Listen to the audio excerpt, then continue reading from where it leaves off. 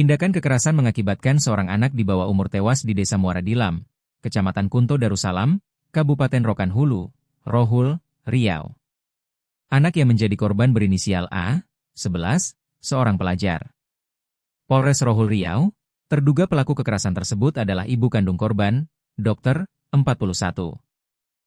Pelaku kini telah ditangkap Satuan Reserse Kriminal, Satreskrim, Polres Rohul, dan dijebloskan ke penjara.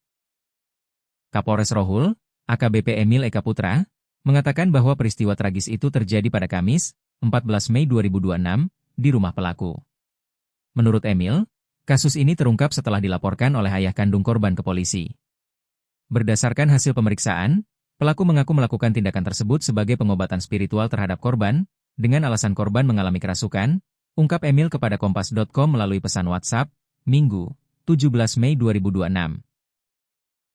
Berdasarkan keterangan saksi pelapor, Emil menyebut, sekitar pukul 15 WIB, pelaku mulai melakukan kekerasan fisik terhadap korban menggunakan tangan kosong. Saat saksi mencoba menghentikan tindakan tersebut, pelaku justru memukul korban dan saksi menggunakan sebuah kaleng bekas susu kental manis yang dijadikan asbak.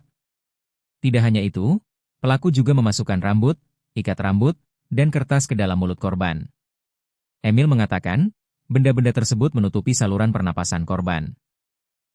Hingga sekitar pukul 18.30 WIB, korban sempat berteriak meminta pertolongan. Namun, warga sekitar yang mendengar jeritan tersebut, awalnya tidak berani masuk ke rumah pelaku.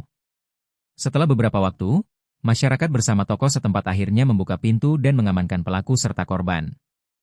Warga kemudian memanggil bidan desa. Namun, setelah diperiksa ternyata korban sudah meninggal dunia.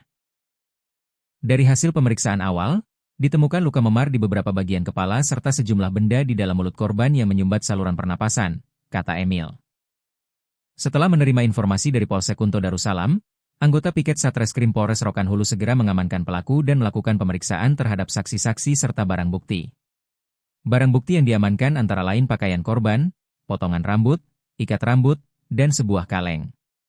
Atas perbuatannya, tersangka dijerat dengan pasal 80 ayat 3 dan ayat 4, Jo pasal 76C Undang-Undang Perlindungan Anak serta pasal 458 ayat 1 dan ayat 2. Undang-Undang Nomor 1 Tahun 2023 tentang Kitab Undang-Undang Hukum Pidana. Emil menegaskan, setiap bentuk kekerasan terhadap anak merupakan tindak pidana serius yang akan ditangani secara tegas sesuai ketentuan hukum yang berlaku. Anak adalah generasi penerus bangsa yang wajib dilindungi.